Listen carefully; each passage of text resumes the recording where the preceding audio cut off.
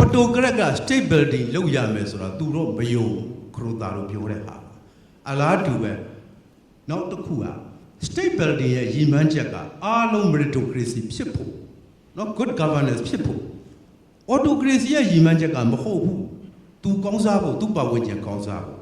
အခြေခံဗီဇစိတ်ကကနကောစားဖြစ်နေတယ်မဖြစ်နိုင်ဘူးသူကအဲ့လိုပြောအလားတူ state building ပြီးတော့ rule of law တရားဥပဒေစိုးမိုးရေးရလဲဒါ precondition တစ်ခုပဲဒါလည်းလိုတယ်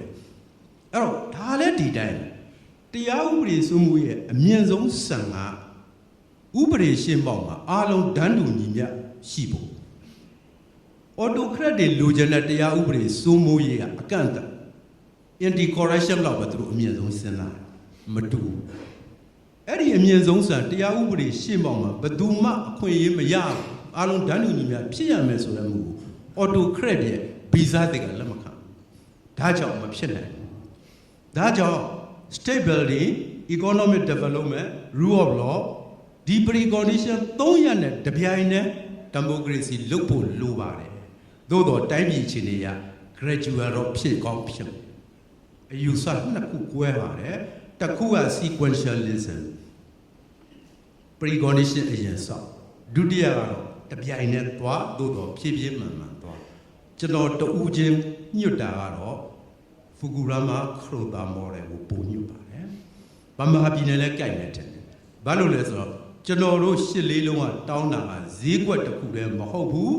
တရားဥပဒေစိုးမိုးရေးတစ်ခုတည်းမဟုတ်ဘူး state building တစ်ခုတည်းမဟုတ် freedom လွတ်လပ်ခွင့်မှာတောင်းအဲ့ဒီအရေးကြီးတဲ့တောင်းဆိုချက်ကြီးဥပက္ခပြုလို့ကတော့လူထုဆန္ဒနဲ့အဟတော်တော်ကွာအောင်မယ်ထင်တယ်ဒါလို့ဆိုရမယ်နော်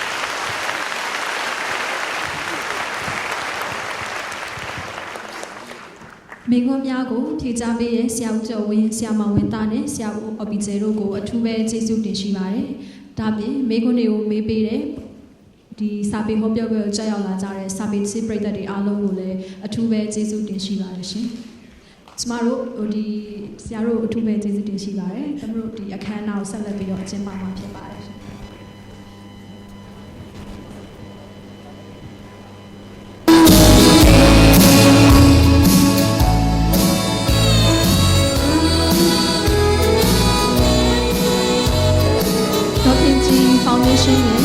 စာပေဟောပြောပွဲခမ်းနားအစီအစဉ်ကြီးအောင်မြင်စွာပြီးဆုံးပြီဖြစ်ပါတယ်။ဒီခမ်းနားပွဲကိုကြောက်ရောက်ပေးလာကြသော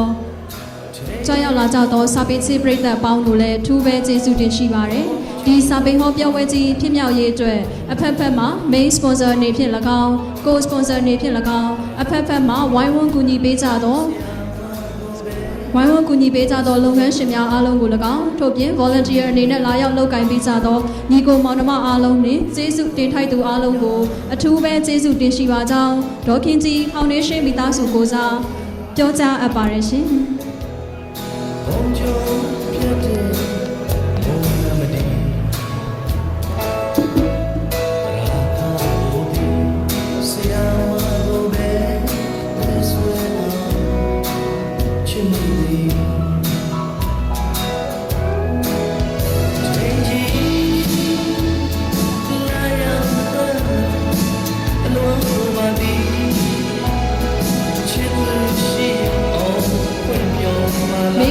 ရှိရန်ကြံရှိနေသောစာပေဟောပြောစာပေချစ်သူပိတ်သက်များအနေနဲ့လည်းကျမတို့ဝေငှထားတဲ့စာရွက်ကလေးတွေမှာမိမိတို့ရဲ့ email address စာရေးသူရဲ့နာမည်အကြောင်းအရာလေးတွေကိုမေးပြီးတော့ကျမတို့စာအုပ်ရောင်းတဲ့ counter မှာပြန်လည်ပေးထားနိုင်ပါတယ်မိတို့မေးချင်တဲ့မေးခွန်းတွေကိုကျမတို့ဒီဒေါ်ခင်ကြီး Foundation မိသားစုဖွဲ့ကနေပြီးတော့ဒီဆရာတွေနဲ့ပြန်လည်ဆက်သွယ်ပြီးတော့ဖြေကြားပေးမှာဖြစ်ပါတယ်ရှင်။